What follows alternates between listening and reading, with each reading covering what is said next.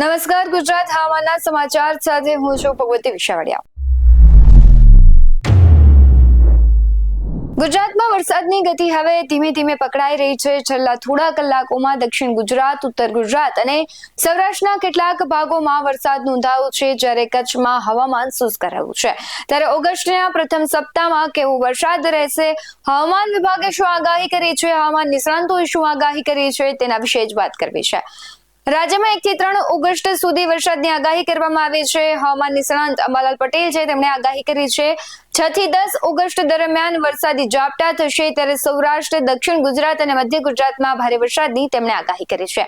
તેમણે વધુમાં કહ્યું છે, રાજ્યમાં વરસાદી સિસ્ટમ સક્રિય થઈ ગઈ છે, તેથી 1 થી 3 ઓગસ્ટ વરસાદ રાજ્યના વિવિધ વિસ્તારોમાં પડશે અને રાજ્યના કેટલાક વિસ્તારોમાં ભારે વરસાદ પણ પડી શકે છે.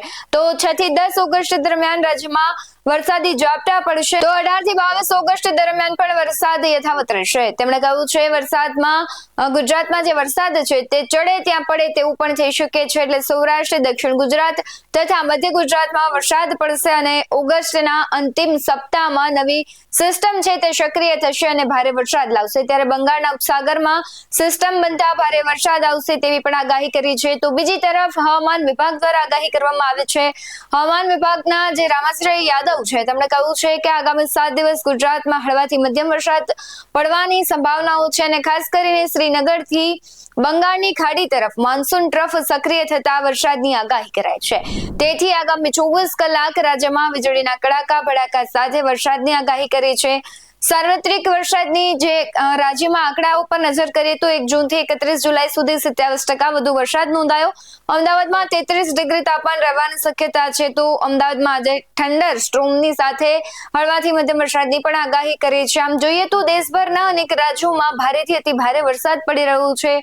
ભારતના હવામાન વિભાગે પણ એક પ્રકારનું જે કહેવાય છે આગાહી છે તે વ્યક્ત કરી છે. ચોમાસાના બીજા તબક્કામાં એટલે કે ઓગસ્ટ અને સપ્ટેમ્બરમાં દેશમાં સામાન્યથી વધુ વરસાદની શક્યતા ભારતના હવામાન વિભાગે વ્યક્ત કરી છે. દેશના મોટાભાગના વિસ્તારો છે ત્યાં ઓગસ્ટમાં સામાન્ય અને સપ્ટેમ્બરમાં સામાન્યથી વધુ વરસાદ પડી શકે છે. જો કે પૂર્વોત્તર અને તેને અડીને આવેલા પૂર્વી ભારત, મધ્ય ભારતના કેટલાક ભાગ અને દક્ષિણ પશ્ચિમ વિસ્તારોમાં ઓછા વરસાદની શક્યતાઓ વ્યક્ત કરવામાં આવી છે. તો ગુજરાતની વાત કરીએ તો બનાસકાંઠા જિલ્લાના ધાનેરામાં 3 ઇંચ ધોધમાર વરસાદ ખાબક્યો હતો અને ભારે વરસાદને લઈને ગ્રામીણ વિસ્તારોના હાલ છે તે બેહાલ થઈ ગયા છે. ખાસ કરીને વાત કરવામાં આવે તો ત્યાં પાણી એટલું વહી રહ્યું છે કે વાહન ચાલકો છે તેને હાલાકી પડી રહી છે અને બધી તરફ પાણી જ પાણી દેખાઈ રહ્યું છે. એટલે ભારે વરસાદને કારણે ખેડૂતોને ફરી રોવાનો વારો આવ્યો હોય તેવા દ્રશ્યો સર્જાયા છે. ત્યારે આજે એટલે કે 1 ઓગસ્ટે ગુજરાતના મોટાભાગના વિસ્તારોમાં હળવા વરસાદની આગાહી કરી છે અને ઉત્તર અને મધ્ય ગુજરાતના જિલ્લાઓમાં સારો વરસાદ થઈ શકે છે. તો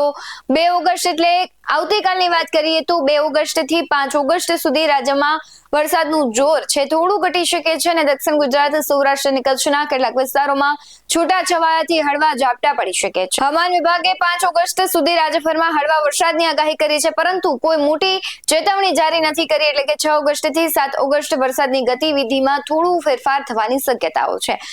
હવામાન નિષ્ણાંત પરેશ ગોસ્વામી શું કહી રહ્યા છે તેના પર પણ નજર કરીએ. નમસ્કાર મિત્રો, વેધર ઇન્ફોર્મેશનમાં આપનું સ્વાગત છે અને હું છું પરેશ. ખાસ કરીને આજના વિડીયોની અંદર આપણે માહિતી આપવાની છે કે જૂન અને જુલાઈની અંદર કેટલા ટકા વરસાદ ગુજરાતની અંદર વરસ્યો અને હવે ઓગસ્ટના શરૂઆતના 1 અઠવાડિયું કે 10 દિવસ સુધી વરસાદની શક્યતાઓ છે કે નહીં તે વિશે સંપૂર્ણ માહિતી આપવાની છે. સૌપ્રથમ આપણે વાત કરવાની છે જૂન અને જુલાઈની. અને ચોમાસું આપણે ચાલુ થયું ત્યારથી લઈને આજ દિવસ સુધી જૂન અને જુલાઈ બંને મહિનાઓ મળી અને ઓલ ઓવર ગુજરાતની અંદર 57% સુધીનો વરસાદ વરસી ચૂક્યો છે. જો કે અમુક જિલ્લાઓ એવા છે કે જ્યાં ખૂબ ઓછો વરસાદ છે. અમુક જિલ્લાની અંદર 12 થી 15% વરસાદ થયો છે. અમુક જિલ્લાઓની અંદર 30-35% પણ વરસાદ છે. પણ અમુક વિસ્તારો એવા છે કે જ્યાં 80% સુધી પણ વરસાદ વરસ્યો છે. એટલે ઓલ ઓવર ગુજરાતની જ્યારે આપણે એવરેજ કાઢીએ છીએ તો 57% વરસાદ છે જૂન અને જુલાઈ આ બંને મહિનાઓ મળીને વરસી ચૂક્યો છે. હવે કયા જિલ્લાઓની અંદર કેટલા ટકા વરસાદ વરસ્યો એની આપણે નેક્સ્ટ વિડીયોની અંદર ચર્ચા કરવાની છે. અત્યારે જે ચર્ચા કરવાની છે એ છે આપણે આવતીકાલે 1 ઓગસ્ટથી લઈને 10 ઓગસ્ટ સુધીની. એટલે આમ જોવા જઈએ તો જે આપણે શરૂઆતનું 1 અઠવાડિયું કહીએ 1 થી 10 ઓગસ્ટ એ દરમિયાન જોવા જઈએ તો રાજ્યની અંદર અત્યારે ઘણા વિસ્તારો એવા છે કે જ્યાં ખાસ વરસાદની જરૂર છે, છતાં પણ વરસાદ છે આપણે આકાશ સામું જોવા માટે મજબૂર કરશે, કેમ કે હમણાં કોઈ વરસાદની શક્યતાઓ દેખાતી નથી. હા, અત્યારે ચોક્કસથી એટલું કહી શકાય કે 1 થી 10 ઓગસ્ટમાં કોઈ જગ્યાએ છૂટાછવાયા સામાન્ય રેડા ઝાપટા પડી, એ સામાન્ય ઝાપટું પડે એ અપવાદ રહેશે. બાકી કોઈ સિસ્ટમનો વરસાદ છે એ ગુજરાતમાં આવે ને સારા વરસાદો પડે તેવી શક્યતાઓ નથી. એટલે ખાસ કરીને દરેક ખેડૂત ભાઈઓએ અહીંયા નોંધ એક લેવાની છે કે કદાચ હવે આપણે અમુક વિસ્તાર એવા હોય કે ત્યાં ચોમાસું પાક સુકાતો હોય ને પિયત આપવું જ પડે એમ હોય તો અત્યારે આપણે પિયત ચોક્કસથી વ્યવસ્થા હોય તો આપી દેવું, કેમ કે હમણાં કોઈ મોટો વરસાદ થાય તેવી શક્યતાઓ નથી. એટલે અત્યાર સુધી વરસાદો સારા ઘણી જગ્યાએ પડ્યા છે, પણ 1 થી 10 ઓગસ્ટમાં કોઈ સારા વરસાદની શક્યતાઓ નથી.